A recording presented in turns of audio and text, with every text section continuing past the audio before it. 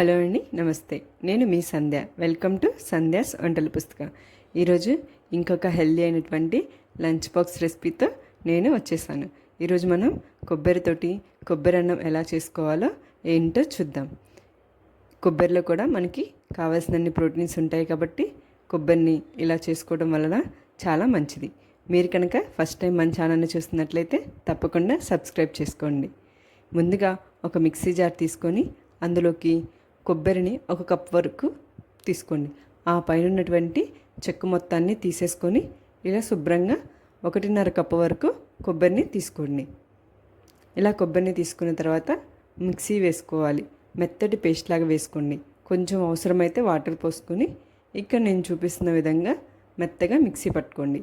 ఇలా మిక్సీ పట్టుకున్న తర్వాత 1 కప్ వరకు వాటర్ని పోసుకొని ఒకసారి బాగా కలిపుకొని పక్కన పెట్టేసుకోండి.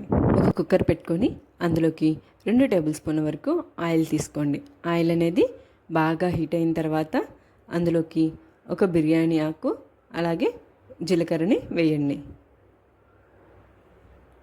ఇలా జీలకర్ర అన్నీ వేసిన తర్వాత ఒకసారి జీలకర్రని బాగా ఎగే వరకు కలిపుకోండి. ఇలా కలిపుకున్న తర్వాత ఒక మీడియం సైజు ఉల్లిగడ్డని ఇలా సన్న ముక్కల్లా కట్ చేసి తీసుకోండి. అలాగే 2 పచ్చిమిర్చి చీలికల్ని కూడా ఇందులోకి యాడ్ చేసుకొని ఒకసారి వీటన్నిటిని బాగా కలుపుకొని ఒక రెబ్బ కరివేపాకును కూడా వేసుకొని వీటన్నిటిని కొంచెం కలర్ చేంజ్ అయ్యేంత వరకు ఫ్రై చేసుకోండి. ఆ తర్వాత 1 టేబుల్ స్పూన్ అల్లం వెల్లుల్లి పేస్ట్ని కూడా ఇందులోకి యాడ్ చేసుకోండి. అల్లం వెల్లుల్లి పేస్ట్ పచ్చివాసన పోయేంత వరకు ఫ్రై చేసుకోండి. ఆ తర్వాత ముందుగా మనం కడిగి పెట్టుకున్నటువంటి రైస్ని ఇందులోకి తీసుకోండి. ఇలా రైస్ మొత్తాన్ని ఒకసారి వేసుకొని బాగా కలిదిప్పుకోండి. ఇలా రైస్ అంతటిని ఒకసారి బాగా కలిసే విధంగా కలిదిప్పుకోండి. ఆ తర్వాత ఒక గుప్పెడు కొత్తిమీరని కూడా ఇందులోకి యాడ్ చేసుకోండి.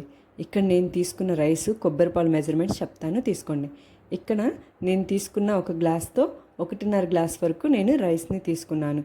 దానికి మనం కొబ్బరి మిక్సీ వేసుకునేటప్పుడు కొంచెం వాటర్ని పోసుకుంటూ మనకి 1.5 గ్లాసులకి 3 గ్లాసుల వరకు వచ్చే విధంగా చూసుకొని ఇందులోకి తీసుకోండి. ఇలా తీసుకున్న కొబ్బరి పాలని ఒకసారి బియ్యం అంతటికి పట్టే విధంగా బాగా కలిదిప్పుకొని ఒకసారి రుచికి సరిపడేంత వరకు సాల్ట్ని వేసుకొని కలిదిప్పుకొని ఒకసారి అంతటిని బాగా కలిసే విధంగా కలబెట్టుకోండి. ఆ తర్వాత ప్రెషర్ కుక్కర్లో కనుకైతే మీడియం ఫ్లేమ్లో 2 విజిల్స్ వచ్చేంత వరకు మనం కుక్కర్ మూత పెట్టుకొని 2 విజిల్స్ వచ్చేంత వరకు ఉడకనివ్వాలి. 2 విజిల్స్ వచ్చిన తర్వాత స్టవ్ ఆఫ్ చేసుకొని పక్కన పెట్టుకొని కుక్కర్లో ఉన్న ప్రెషర్ అంతా పోయిన తర్వాత మూత తీసుకొని ఒకసారి రైస్ అంతటిని కదిలించుకొని చెక్ చేసుకోండి. మనకి రైస్ అనేది పర్ఫెక్ట్గా కుక్ అవుతుంది. వేడి వేడిగా లంచ్ బాక్స్లోకి సర్వ్ చేసుకోండి. పిల్లలైనా పెద్దవాళ్ళైనా కానీ చాలా ఇష్టంగా తింటారు. దీనికి ఏ కర్రీ అయినా కాంబినేషన్గా కానీ పెరుగు చట్నీ కాంబినేషన్తో తింటే చాలా బాగుంటుంది. అలా మీరు కూడా ట్రై చేసి ఎలా ఉందో నాకు కామెంట్ చేయండి. మీకు కనుక నచ్చినట్లయితే లైక్ చేయండి, షేర్ చేయండి. Thank you for watching.